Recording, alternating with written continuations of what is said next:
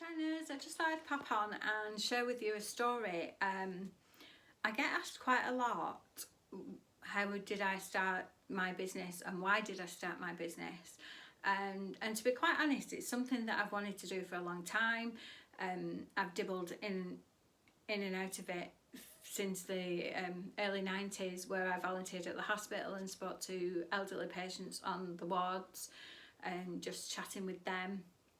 I then did some volunteer work for the prison service, where I would talk to prisoners who were up for release, and they were scared about going back to family, what it was going to be like on the outside and that sort of thing. And I also did some volunteer work for our local youth club, where I mentored vulnerable teenagers who were struggling with peer pressure, who were struggling with the parents, who were struggling at school, who were struggling with their own issues and anxieties and such like.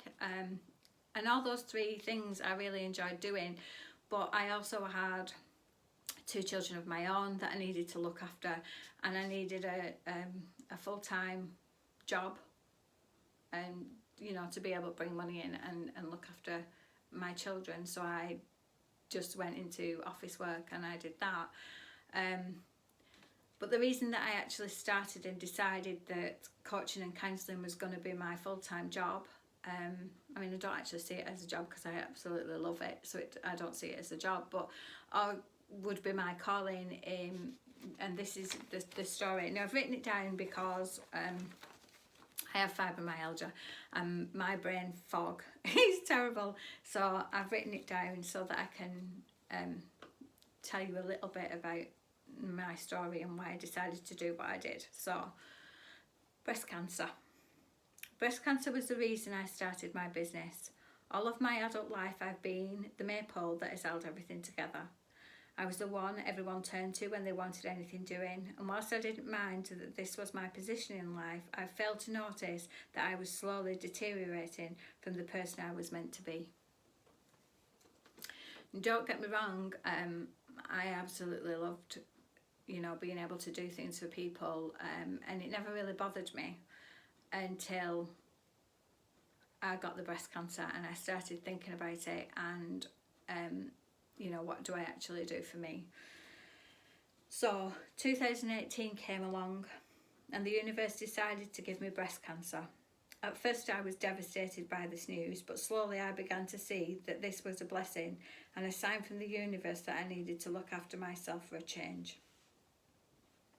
It took some very deep soul searching and a lot of inner work. It also came at a cost. People were not happy at the changes I was making, even just the small changes, like having a bit of time for myself. This wasn't me being selfish, I just realised that life is short and I wanted just a little me time. Unfortunately, most of my family were not going to allow this to happen. That part of it was really hard. It just was really, really hard. I sat and I thought really hard about what I wanted and what would be the best options. I knew that the decision either way wasn't going to be very easy, and it was going to be heart-wrenching. Here were my options. Option A, I stay exactly as I am, surrounded by people, but feeling so much alone and trapped by the life that I had carved out for myself for years. Or option B, I tell my family that this is how it's going to be, me having some me time once a week and being able to say no to things without getting the 3rd degree. And if they didn't want to be a part of this new life, then they could leave my family circle. That was a really hard conversation to have with people, especially the people that were closest to me. And I didn't quite put it like that. It was done in a different way, but still, people weren't happy with it.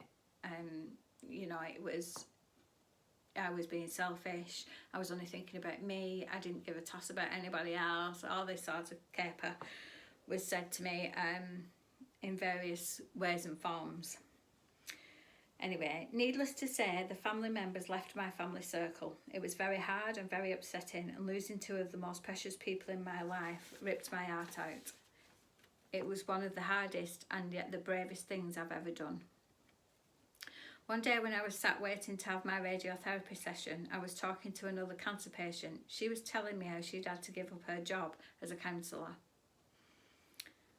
A few days later, I was again at the radiotherapy clinic and I had a divine download. The universe was telling me to go back to the job I wanted to do back in the early 90s. This job was as a psychologist. I wanted to be a psychologist in a prison actually, but things happened and life took over and it just never happened. I figured out that now I had time on my hands during my recovery from my breast cancer that I could look at going back to studying. So in October of 2019, I was made redundant from my job, which I'd been doing for the past 23 years. I'd worked in a bakery engineering company for 23 years, full time. I absolutely loved the job, you know, and I did it to the best of my ability.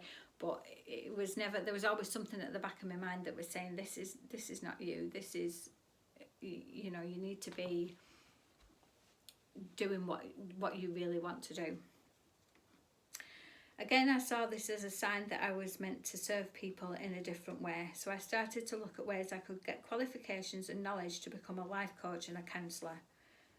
With each day, different parts of the puzzle fell into line, and I studied every day to become the best life coach and counsellor I could be.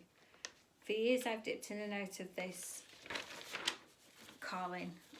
I've worked with prisoners and vulnerable teenagers and been the go-to person for people who have had problems, either at work or with the family and friends, or just anything in general. So in 2022, after months of training, I became a life coach and a counsellor, and I've absolutely loved every minute of it. I love my job, I love helping people, I love getting them through the tough times, and the reason why I can, you know, be the best that I can be for people is because I've been there and I've done it, and I've come out the other side.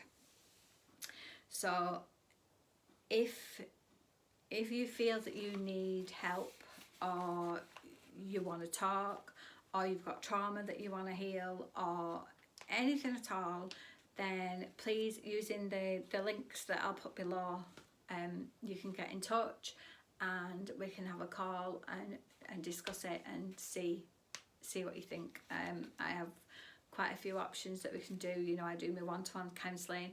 I also have my academy, which you can join and do it on your own if that's how you feel.